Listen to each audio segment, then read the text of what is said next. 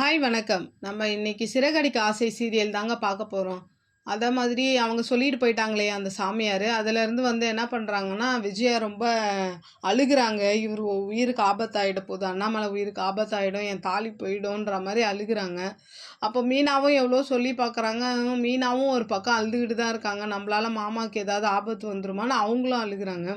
ஆனா எவ்வளவோ சமாதானப்படுத்துறோம். முத்துவும் அதெல்லாம் ஃப்ராடுன்னு சொல்றாரு. இந்த பக்கம் அண்ணாமலையும் சொல்றாரு. அதுவும் கேட்காம இவங்க எனக்கு பயமா இருக்கு. அவள வீட்ட விட்டு வெளில அனுப்புங்க. என் தாலி போயிடும். அப்படி இப்படின்னு அழுவுறாங்க பயங்கரமா. அழுவுறது மட்டும் இல்லாம, இதற்கு மனோஜ் வேற நம்புறான். அவங்க சொல்றது எல்லாமே நடந்திருக்கு. இந்த மாரி எனக்கும் சொன்னாங்க. அப்படி இப்படின்னு சொல்லும்போது, அவங்க "நீ அனுப்பு. அவள வெளியில அனுப்பு. என் தாலிக்கு ஆபத்து வந்துரும். நான் சுமங்கலியா போய் சேரணும்னு நெனைக்கிறேன். உங்க அப்பாவுக்கு ஏதாவது ஆயிடுச்சுன்னா நான் என்ன பண்ணுவேன்?" அப்படி இப்படின்னு சொல்றாங்க. முத்துவும் என்னென்னமோ சொல்லி பார்க்குறான். அப்போ முத்துக்கிட்டயும் சொல்றாங்க, "உனக்கு உங்க அப்பா மேல பாசம் இல்லையா?" அப்படி இப்படின்னு.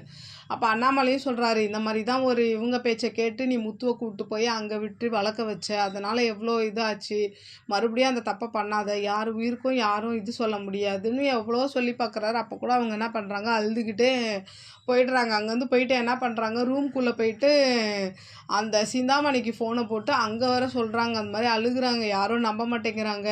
அவங்க சாமியார் சொன்னத நம்ப மாட்றாங்க. மீனாவ யாரும் வீட்ட விட்டு வெளில அனுப்பல. இவளும் வீட்ட விட்டு வெளில போமாட்றா. என்ன அவன் ஒரு மாமனார் உயிர் தானேன்னு இவளும் போமாட்டேங்கிறா. என் பேச்ச யாரும் கேட்க மாட்றாங்க. என் தாலி பறி போயிடுமான்னு எனக்கு பயமா இருக்கு. அப்படி இப்படின்னு சொல்லி சிந்தாமணி கிட்ட அழுவுறாங்க. சிந்தாமணியா அந்த பக்கம் அப்படியே ரசிக்கிறா.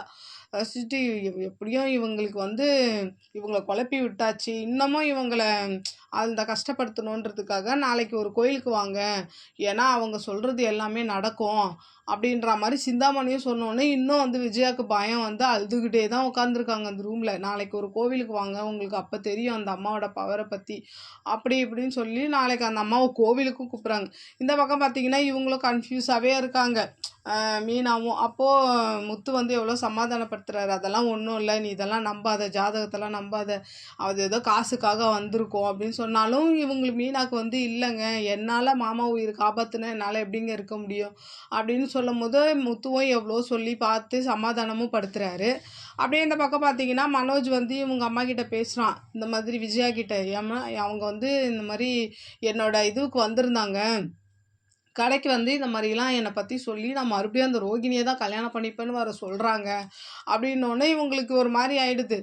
அது எப்படி நடக்கும்? அதெல்லாம் நடக்காது அப்படின்னு இவ்வளோ தெளிவா இந்த விஜய் அம்மா பேசுறாங்க. அதெல்லாம் நடக்க நான் விடமாட்டேன் அப்படி இப்படின்னும்போது, அப்ப இதுக்கும் ஓரளவுக்கு தெளிவா தானே இருக்கணும். அவங்க விஷயம்னு வரும்போது அவங்க அந்த விஷயத்துல தெளிவா இல்ல. இப்ப யாருக்கா இருந்தாலும் ஒரு அ ஒரு பொய்ன்னு நம்மளுக்கு தெரியும். பட் அவங்களுக்கு தெரியாது இல்லையா? அப்ப அவங்களுக்கு இந்த சிந்தாமணி நாடகம் ஆடுறான்னு தெரியாது இப்போதைக்கு. அதனால அவங்க அப்படித்தானே யோசிக்க தோணும். என்னதான் மத்தவங்களுக்கு நம்ம எதிரியா இருந்தா கூட நம்மளுக்கு ஒரு பிரச்சனை வரும்போது நம்ம அப்படிதான் பார்ப்போம். அப்படிதான் இவங்களும் நினைக்கிறாங்க.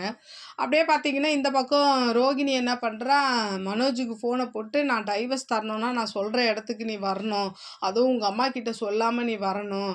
அப்ப உனக்கு நான் டைவர்ஸ் தரேன். நான் கடைசியா உன்கிட்ட பேசணும் அப்படின்ற மாரி அவன குழப்பி விட்டு ஏதோ ஒண்ணு பேசுறாங்க. அப்போ இவனும் என்ன பண்றான், அப்ப நான் உன்கிட்ட தனியா பேசிட்டேன்னா நீ எனக்கு டைவர்ஸ் குடுத்துருவியா? அப்படின்னு கேட்குறான். கண்டிப்பா குடுத்துடுறேன் அப்படின்னு சொல்றாங்க.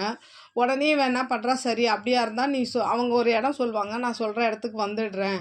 நீ நீ எனக்கு டிரைவர்ஸ் குடுத்துடணுன்ற மாரி சொல்லி இந்த எபிசோட இதோட முடிக்கிறாங்க. பார்க்கலாம் இதுக்கப்புறம் என்ன ஆகுது? இல்ல இது ரோகிணி பிளான் பண்ணி மனோஜ வர வச்சு ஏதாவது பண்றாங்களா? இல்ல இவங்க அந்த கோவிலுக்கு போயிட்டு இன்னும் விஜயாவ சிந்தாமணி கன்ஃப்யூஸ் பண்ணி இன்னமும் ஸ்ட்ராங்கா அத பதிய வைப்பாங்களா என்னன்றத அடுத்தடுத்த எபிசோட்ல பார்க்கலாம். என்னோட சேனல் பிடிச்சிருந்தா லைக் பண்ணுங்க, ஷேர் பண்ணுங்க, கமெண்ட் பண்ணுங்க. என்னோட சேனல சப்ஸ்கிரைப் பண்ணி சப்போர்ட் பண்ணுங்க. நன்றி, வணக்கம், பாய்.